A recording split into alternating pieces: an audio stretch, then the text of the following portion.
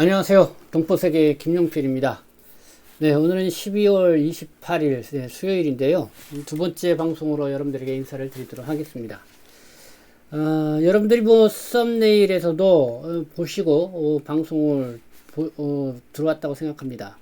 이 한국인의 81%가 중국에 이 부정적이다라고 하는 여론조사 결과가 나와서 국내 언론에서도 좀 주요하게 보도를 하고 있습니다.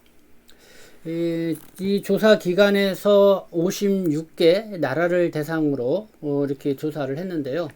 56개 나라 중에서도 가장 높게 이 중국에 대해서 부정적인 인식을 갖고 있는 국민이 한국인이다. 그것도 이 81% 아주 높은 그런 부정적 여론조사 결과가 나왔습니다. 그래서 왜 이렇게 한국인이 이 중국에 대한 이 부정적 여론조사가 높으냐? 그 분석이랄까요? 이유에 대해서도 이 여론조사 결과가 나와 있는데요. 그와 관련돼서 이 시간 또 여러분들에게 좀 말씀을 좀 드리고자 합니다. 그러면서 이 방송에 좀 앞서서 올해가 한중수교 이 30주년이었습니다. 전 내년 새해 2023년이면 이건 또 새로운 또 한 세대가 시작되는 그런 시점이 되겠죠. 그러면 2023년에는 과연 이 한중 관계가 어떻게 될 것인가? 올해가 30주년이고 상당히 의미가 있다. 그래서 여러 가지 지난 30년을 되돌아보고 그리고 앞으로 좀 나아갈 그런 방향도 모색해보는 그런 시간들도 좀 코로나19라는 좀 엄중한 이런 시기를 보내고는 있지만은 그래도 뭔가 좀 새롭게 다지는 그런 계기로 만들고자 하는 노력들이 좀 있었습니다. 그래서 새해에는 좀 더 나아져야 되지 않냐 이런 생각을 갖게 되는데요. 근데 최근에 국내 언론에 주요하게 이 보도되는 것, 이 비밀 경찰, 그러니까죠, 이 중국이 한국에 이 비밀 경찰을 운영을 하고 있다. 물론 이거는 해외에 있는 국제 인권 단체가 이렇게 언급을 해서 국내에서도 이렇게 불똥 튀어서 좀 관심을 갖게 되는데요. 어쨌든 그 언론이 이렇게 주요하게 이렇게 보고 있는 가운데에 이 강남에 있는 한 중식당 이렇게 거점 지역으로 보고 거기에 대한 의혹을 파헤치는데 아주 집중을 하고 있습니다. 근데 이 중국 동포분들 중에서도 동포 단체 활동을 하고 계시거나 그런 분들도 뉴스를 보면 깜짝 놀라시는 분들도 들어 있을 것 같습니다. 왜냐면은 그 주요 거점으로 활동하고 있는 그 중식당 그리고 그 대표 동포 여러분들도 이름만 들으면은 금방 알 수 있는 그런 사람이었죠. 그래서 이 소식을 접하고 정말 그런 곳이었나 이렇게 의아하게 생각할 정도로 다들 좀 이번 상황에 대해서 좀 의아하게 생각하는 그런 분위기도 볼 수가 있는데요. 네, 어쨌든 지금 비밀 경찰 때문에 또 이 한중 관계에 있어서 상당히 좀 먹구름이 돼가고 있습니다. 그리고 여기에 한국인의 중국에 대한 또 지금 여론조사가 안 좋게 나와서 또 이렇게 관심불도 일으키고 있는 상황인데 여기에 또 기름을 붓는 그런 격이 되고 있지 않나 해서 좀 걱정된다 이런 말씀 먼저 드리고 싶습니다. 그런 상황에서 저는 1월 8일서부터 이 중국 당국이 해외 입국자에 대해서 이 격리도 면제하고 그 다음에 또 자국민의 해외 출국을 위한 여권 발급 이런 것도 좀 대폭 완화한다 이런 뉴스가 또 제가 앞서 이렇게 전해드렸었는데 또 그런 분위기에 있어서 이제는 해외 여행으로 또 한국에 오려고 하는 또 어떤 가는 중국인도 새해에는 많이 늘어날 거라고 이렇게 예상을 합니다. 그래서 한중 인적 교류 또 여러 가지 물류 또 관광 이런 분야에서 좀 뭔가 새롭게 또 분위기가 전개되겠다 이런 기대도 있지만은 또 한편에서는 2020년 코로나19가 막 발발할 때 그 시점과 같은 또 그런 상황이 또 벌어지는 게 아니냐라는 조심스러운 또 그런 우려도 이렇게 나오고 있습니다. 어쨌든 중국에서는 이 코로나19 확진자가 크게 증가하고 있고요. 뭐 내부 소식 들어보면은 좀 다소 뭐 심각한 그런 분위기도 있는 것 같습니다. 그러나 중국 당국은 어쨌든 위드 코로나로 이제는 전환을 해야 되니까요. 그래서 물론 확진자들이 이렇게 회복되는 거 그런 거를 추세를 볼 때는 위드 코로나를 그대로 이렇게 추진을 해도 무방하다 뭐 이런 자신감이 있겠죠. 그러나 해외에서는 여전히 이 중국에서의 코로나19의 이 변이 바이러스 뭐 이런 거에 관련된 이런 그 관심이 높아지면서 이 중국에서 들어오려고 하는 사람들에 대한 이 검역을 강화하는 그런 분위기도 읽을 수가 있습니다. 그래서 뭐 한국에서는 저는 중국을 표적 검역국으로 지정을 해서 지금 인천공항에서 들어올 때 검역을 좀 강화하는 그런 거를 앞서 제가 좀 말씀을 드린 바가 있습니다. 그리고 또 이제 독일에서 일어났네요. 한국인 20대 유학생이 대낮에 이 크리스마스 이브 날이라고 합니다. 대낮에 이 독일인 이 신원 미상 이 2명으로부터 이 아시안이라는 이유로 인종차별적인 모욕과 공격, 이 폭행을 당했다는 뉴스가 또 오늘 나왔습니다. 근데 그 이유를 들어보니까 이 중국인으로 착각하고 이렇게 이 한국인 유학생, 20대 유학생들을 이렇게 공격을 했다 이런 보도입니다. 그러니까 이 독일에서도 이 반중 정서 뭐 이런 부분들이 좀 있는 것 같은데요. 어쨌든 이 독일 그 지금 사건이 발생한 이 디스부르크 지역 왜 또 이러한 일이 벌어졌는지 또 관심이 끌리는 것 같습니다. 그래서 좀 그 내용도 잠깐 여러분들에게 말씀을 좀 드리도록 하겠습니다. 그러면 오늘 좀 주요하게 뭐 여러분들에게 좀 말씀드리고자 하는 그 뉴스 그 내용부터 한번 먼저 보도록 하겠습니다. 네, 연합뉴스가 보도한 내용이죠. 한국인 81%가 중국에 부정적이다. 56개국 중에서 이 반중 정서가 가장 강하다. 이렇게 좀 보도를 하고 있습니다. 네, 뭐 조선일보도 보도를 했는데요. 오늘 보도를 했습니다. 한국인 81%가 중국에 부정적이다. 7년 전에는 37%였는데 네, 왜 지금 이렇게 81% 2배 이상 이렇게 급등을 했냐 뭐 이런 의문을 갖고 이 보도를 했는데 이 여론조사 결과에서도 그게 나와 있습니다. 그래서 한번 좀 조선일보에 보도된 내용을 좀 토대로 해서 한번 그 원인 이유 여론조사 결과가 무엇인지 한번 보도록 하겠습니다. 이 한국인의 반중 정서가 이 세계 56개국 가운데서 가장 강하다. 이런 조사 결과. 네. 그 디플로매트가 24일 이렇게 미국 위교 전문 매체 디플로매트 보도를 했습니다. 그러니까 이 중국에 대한 견해를 알아보는 시노폰 보더랜드 프로젝트. 시노폰 보더랜드 이 프로젝트. 여기에 이제 여론조사 결과 일부를 인용해서 이렇게 보도를 했다는 것입니다. 보니까 해당 조사는 2020년부터 올해까지 온라인으로 진행이 됐고요. 전 세계 56개국에서 8만여 명이 참여를 한 그런 조사라고 합니다.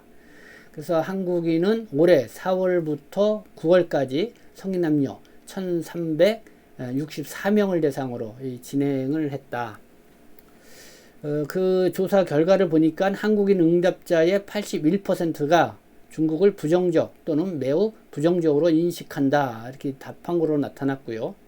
조사 대상 56개국 가운데 가장 높은 수준으로 반중 정서가 강한 국가는 그 다음이 2위가 이제 스위스 72%, 3위는 일본 69%. 그러니까 한국인의 부정 응답 비율이 스위스보다 무려 10포인트 일본보다 이렇게 또 12포인트 높게 나왔다 이런 거죠. 네, 뭐 이렇게 결과가 나온 게 7년 전에는 이와 비슷한 여론조사를 미국에 있는 퓨 리서치가 했었습니다. 2015년도죠. 그때는 중국을 부정적으로 바라보는 한국인의 그 비율이 37% 정도였는데 이번에는 물론 전 다른 기관에서 여론조사를 한 거지만은 이 81%, 이 2배 이상 이렇게 급등한 그런 것을 볼 수가 있습니다. 그 미국에 있는 이 디플로맷 그 언론 매체가 이제는 왜 이렇게 한국에 이 중국에 대한 부정적으로 바라보는 그 이유 이거에 대해서 좀 분석한 그런 또 기사가 있는데요. 뭐 그것도 한번 마주 보도록 하겠습니다. 이 중국을 부정적으로 바라보는 이유에 대해서도 한국은 다른 나라들과 차이를 보였다. 대부분 이 국가는 이 중국의 군사력을 가장 부정적으로 인식하는 반면 한국은 중국이 지구 자연 환경에 미치는 영향을 가장 부정적으로 인식했다는 것이다. 이를테면 중국발 미세먼지 등의 문제이다. 네.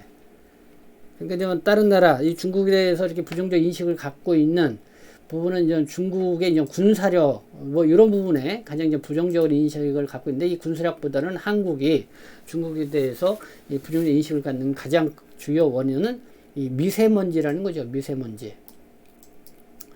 네, 미국의 그 외교 전문 매체라고 합니다. 이 디플로맷. 네, 중국과 인접한 한국이 중국 군사력을 잠재적 위협으로 판단해 보다 민감하게 반응할 것이라는 가정에 반하는 결과다. 이렇게 분석하고 있습니다. 좀 특이한 면이 있다. 이런 거죠.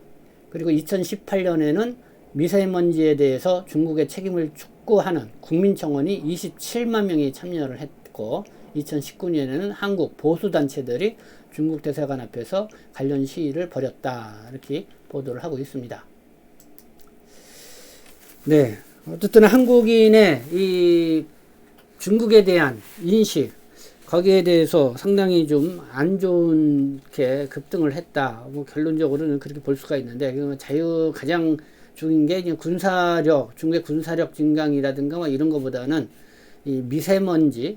근데 한국인들이 중국의 이 미세먼지가 뭘 국내에서도 발생을 하고 있지만은, 그래서 그 미세먼지의 원인을 이 중국에서 온다 이렇게 생각하는 한국인들이 훨씬 더 많은 것 같습니다. 그래서 거기에 대한 중국에 대한 이 경계심이랄까요? 어쨌든 이런 부분이 좀 강하게 작용을 했다 이런 부분도 있고, 그리고 이 한중 관계에 있어서 보면은 뭐 역사의 왜곡 문제, 그리고 또 지난 이 베이징 그 동계올림픽 때도 뭐 한복 문제 때문에 한참 이 문화 충돌 뭐 이런 문제들도 있었죠. 뭐 그런 부분도 있는데 그런 부분보다는 이 미세먼지 뭐 여기에 가장 큰 영향을 받고 있다 이런 거를 좀 주의하게 읽어볼 수가 있습니다. 이 사드 문제 뭐 이런 거는 이렇게 좀 단어에 포함되지 않았 정도로 좀 미미했다 뭐 이런 보도도 좀 볼 수가 있었습니다. 좀 그런 상황이고요. 그리고 아까 좀 말씀드렸던 이 독일에서 일어났던 뉴스 한번 그 내용 보겠습니다. 이 혐오스러운 중국인 독일 시내에서 한국 유학생 폭행을 당했다 이런 뉴스인데요. 뭐 이 뉴스를 좀 전해드리면은 이런 내용입니다. 이 독일 라인 강변의 디스부르크 이 세계 7위인 내륙 항구인데요.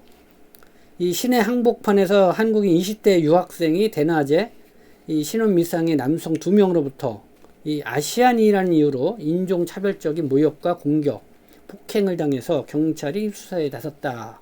이런 소식을 SBS가 전했습니다.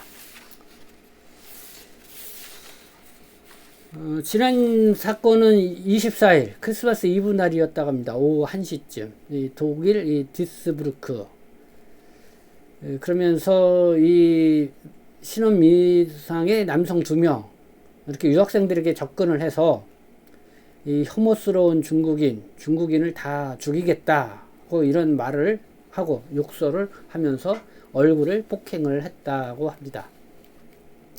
그래서 왜 이쪽에서 이런 일이 일어났느냐 보니까요, 이 디스부르크라는 지역이 중국의 유럽을 향한 관문을 자처하는 뭐 그런 곳이라고 합니다. 중국의 1대1로 이 프로젝트의 핵심 기지와 같은 곳이라는 것이죠. 근데 아마 이 러시아의 우크라이나 침공 이후 이 자국 기반 시설과 산업에 대한 중국의 영향력 확대에 이쪽 디스부르크에 거주하고 있는 독일인들의 이 거센 논란이 계속되고 있다. 그래서 이곳에서 이 사업을 추진하던 중국 최대 통신 장비 업체인 하웨이가 이 사업을 중단하는 그런 상황도 이제 벌어졌다. 뭐 이런 뉴스 보도가 나오고 있습니다. 네, 뭐 SBS에 보도되었던 독일에서 한국인 유학생 2명이 이렇게 인종차별적인 혐오 발언을 인해서 이렇게 폭행을 당했다는 사건, 이렇게까지 말씀드렸습니다. 네, 뭐 2022년 오늘 12월 28일이고요. 어떻게 보면은 이제는 올해는 거의 이제 저물어 갔다. 곧 새해가 돼가 오는데요. 이 한중 관계, 이 새해는 좀 더 발전하고 좀 나아갔으면 좋겠다. 이런 기대를 가져봅니다. 그러면서 뭐 앞서 말씀드린 것처럼 이런 문제들, 뭐 비밀 경찰 문제라든가, 뭐 코로나19 문제라든가, 뭐 결국은 이게 어떻게 보면 우리 민간인으로서는 어쩔 수 없는, 어떻게 보면 정부 당국자 간에 어떻게 풀어야 할 그런 문제, 서로 대화, 협력, 뭐 그런 것들이 필요하지 않나, 이런 그런 걸 느끼게 하는 문제들이 아닌가 생각합니다. 그렇게 해서 서로 의구심을 좀 떨쳐내고 좀 신뢰할 수 있는 그런 분위기를 만들어가는 것이 먼저 필요하다는 생각이 들고요. 그렇게 하면서 또 민간 차원에서 또 우리 동포분들도 어떤 한중 관계가 좋아야 우리의 삶도 편안할 수가 있죠. 그렇기 때문에 이 한중 우호 증진을 위해서 어떤 역할을 할 것인가 또 한번 좀 생각을 해보고 이 새해를 맞이했으면 좋겠다, 이런 생각을 해보면서 오늘의 방송을 드렸습니다. 네, 지금까지 함께 해주셔서 감사합니다. 저는 동포세계신문 대표 편집장 김용필이었습니다.